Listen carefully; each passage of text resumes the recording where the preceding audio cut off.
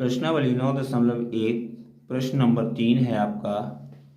एक ठेकेदार बच्चों को खेलने के लिए एक पार्क में 2 फिसलन पट्टी लगाना चाहती है।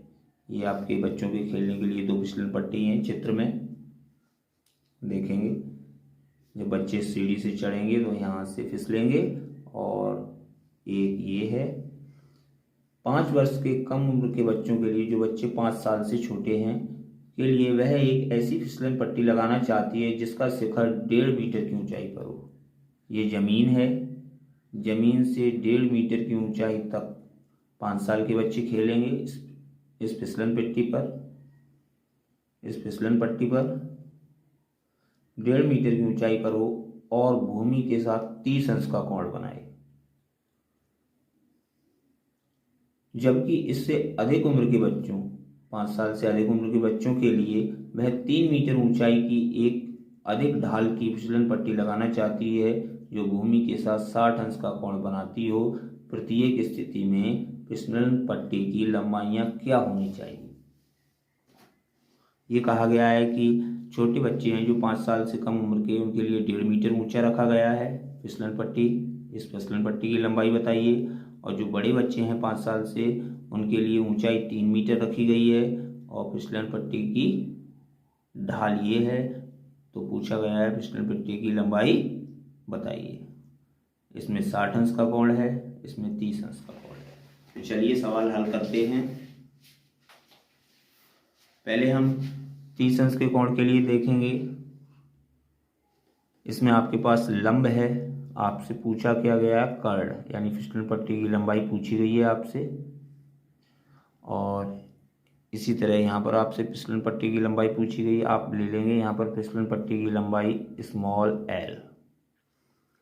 इसमें फिसलन पट्टी की लंबाई ले लेंगे आप कैपिटल एल। देखेंगे, आप लिखेंगे 5 वर्ष से कम उम्र के बच्चों के लिए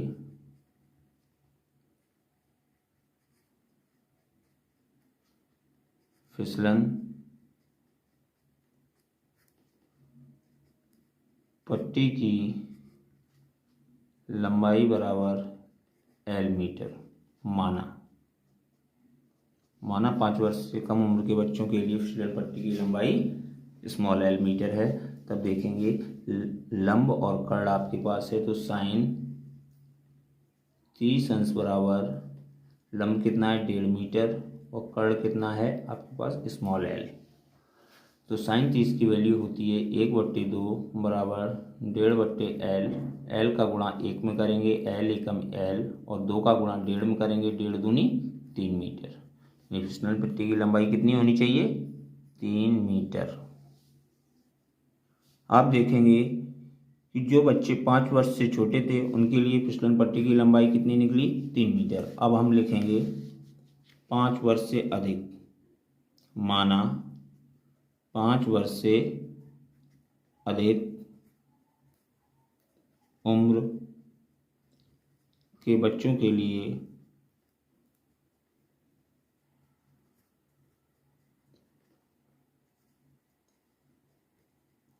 फिसलन पट्टी की लंबाई बराबर capital L metre. Capital L metre मानी है हमने। जब हल करेंगे तो एल की वैल्यू निकलेगी। हल करते हैं हम।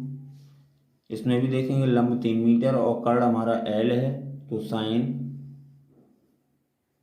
60 अंश बराबर लंब 3/कर्ण कैपिटल एल। साइन 60 की वैल्यू होती है आपकी √3/2 बराबर √3/2 बराबर 3/एल। एल का गुणा √3 में करेंगे तो ये हो जाएगा आपका √3L बराबर 2 तिया 6। आगे देखेंगे L बराबर 6/√3। 6/√3 इसका आप परमेयीकरण कर सकते हैं। परमेयीकरण करने के लिए हमने अंश बाहर में √3 का गुणा कर दिया, तो ये आपके पास हो जाएगा एल बराबर 6√3 बट्टे √3 का √3 में गुणा करेंगे तो 3, 3 दूनी 6, तो एल बराबर 2√3 मीटर। जो बड़े बच्चे हैं उनके लिए फिसलन पट्टी की लंबाई कितनी होगी?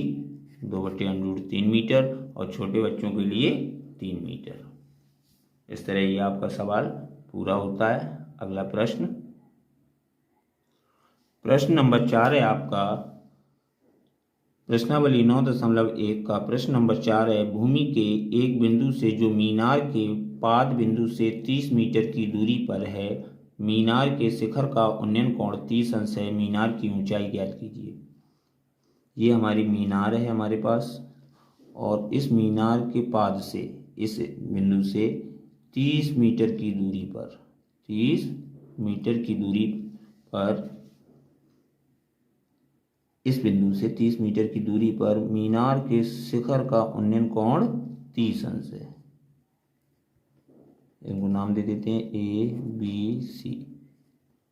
तो मीनार की ऊंचाई ज्ञात कीजिए, तो हम लिखेंगे माना मीनार की ऊंचाई, माना मीनार की ऊंचाई बराबर h मीटर। हमने मीनार की ऊंचाई कितनी मानी? h metre.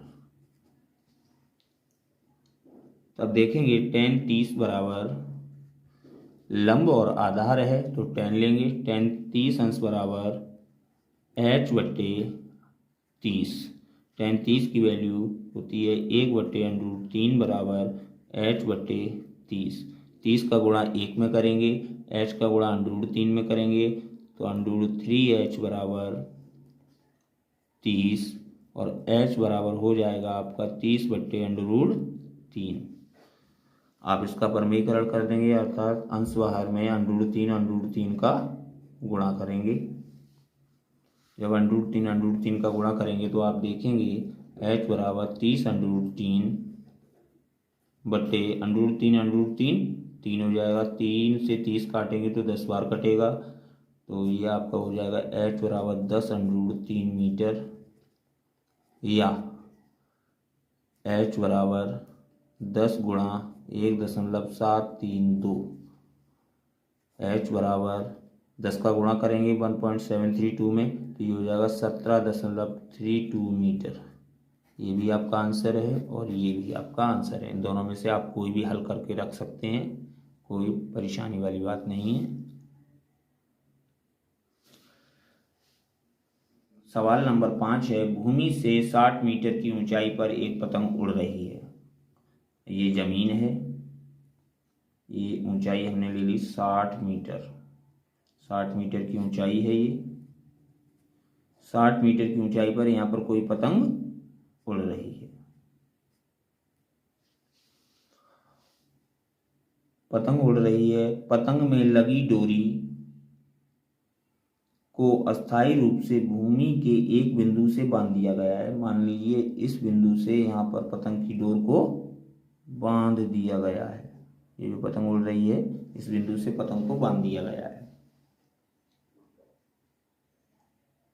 भूमि के साथ डोरी का झुकाव 60 अंश है। भूमि के साथ डोरी का जो झुकाव है 60 अंश है। यह मान लीजिए कि डोरी में कोई ढील नहीं है, डोरी पूरी तनी हुई है। डोरी पूरी तनी हुई है, कोई ढील नहीं है।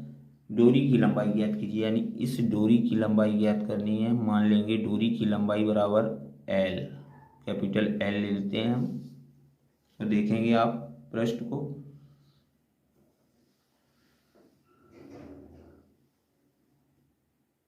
आपके पास लंबाई है, आपके पास कर्ल है। लंब और कर्ल साइन और कोसेक में होते हैं, तो हम साइन ले लेते हैं। सबसे पहले लिखेंगे माना डोरी की लंबाई बराबर L मीटर, L मीटर। अब आप लिखेंगे साइन 60 अंश बराबर 60/L, लंब बटे कर्ल। साइन 60 की वैल्यू होती है आपकी √3/2 बराबर 60/L। L का गुणा √3 में करेंगे तो √3L बराबर 60 का गुणा 2 में करेंगे, 60 दूनी 120। ये आपका L बराबर हो जाएगा 120/√3, इतना हो गया। अब इसका आप परमेयीकरण करेंगे। परमेयीकरण करने के लिए अंश बाहर में √3 का गुणा कर देंगे, जो संख्या हमारे पास नीचे है √3 उसी का गुणा कर देंगे, तो ये हो जाएगा L बराबर 120/√3 बट्टे